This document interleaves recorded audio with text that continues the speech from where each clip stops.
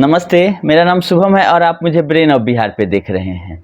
16 अप्रैल को जो सुनवाई होने वाली थी, उसका इंतजार लमसम 4 महीना से हो रहा था कि सुप्रीम कोर्ट से कुछ ना कुछ सकारात्मक रिजल्ट आए, क्योंकि इंतजार करते-करते तो लमसम 10 साल बीत चुका।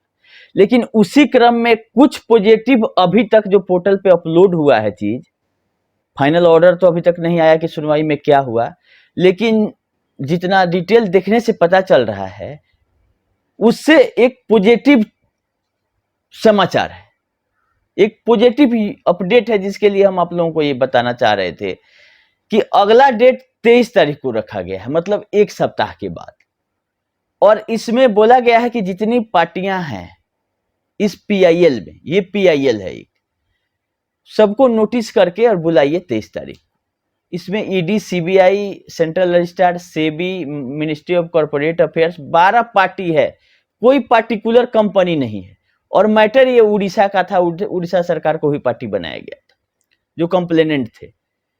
और जो कंप्लेन फाइल हुआ था वो प्रशांत भूषण जी एडवोकेट के द्वारा फाइल हुआ था। ये पीआईएल पिटिशनर आप जाके देखिएगा 2022 में, तो पिटिशन उस हिसाब से बना है कि सुप्रीम कोर्ट को इस पे अपना ध्यान आकर्षित करना पड़ा है। और इस बार लगता है कि कुछ ना कुछ अच्छा होगा। अब दूसरा इसमें पहलू ये है कि सहारा के अलावा भी जितनी कंपनियां थी चिटफंड की, ऐसा नहीं है कि सहारा ही एक धोखाधड़ी की है और ठगी की है। हाँ, सब में बड़ी है, ठगों में सबसे बड़ा ठग ये है, लेकिन इसके अलावा भी लोग हैं। तो इसमें बहुत सारा आईए, 7-8 आईए भी फाइल है, और उस आईए के एडवोकेट भी अपीयर हुए हैं 16 तारीख को, जिसके चलते इसका तुरंत डेट मिल गया है 23 तारीख को। और बोला गया है कि नोटिस करिए 16 तारीख वाले ऑर्डर में, और 23 को बुलाई कि कोर्ट में क्या होता है। लेकिन हम लोगों को ज्यादा मतलब है सहारा इंडिया के अपडेट से। तो सहारा इंडिया का इसमें यही आना है कि 6 महीना का टाइम मांगा गया था, ये क्लियर हो गया है, क्योंकि जो ऑफिस रिपोर्ट आया है इसी सुनवाई का, उसमें बता दिया गया है कि 6 महीना का टाइम मांगा गया था दिसंबर में, जिसमें से 4 महीना ऑलरेडी बीत चुका है, 2 महीना और बचा। 30 जून तक का टाइम मांगा गया था जो सरकारी जो एडवोकेट है उनके द्वारा। तो 6 महीना में 4 महीना बीत चुका है, 2 महीना में क्या 5,000 करोड़ डिसबर्स कर पाएगी सरकार? और डिसबर्समेंट अमाउंट कितना रहा ये कोर्ट ने पूछा था सितंबर में ही, कि जब 6 महीना बीत गया था पोर्टल का, तो कोर्ट ने पूछा था कि आप स्टेटस रिपोर्ट पोर्टल का दीजिए कि कितने लोग अप्लाई किए, जिसमें से भुगतान कितने लोगों का मिला।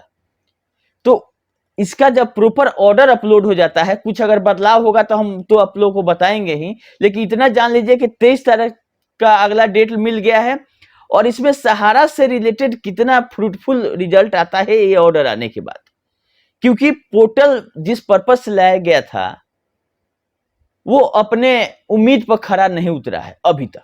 डाटा डिजिटल रूप में लोगों पहुंच गया है सरकार के पास, लोगों का क्लेम अमाउंट क्लियर हो गया है कि इतना 85-86 हजार करोड़ रुपया का क्लेम है प्रिंसिपल अमाउंट।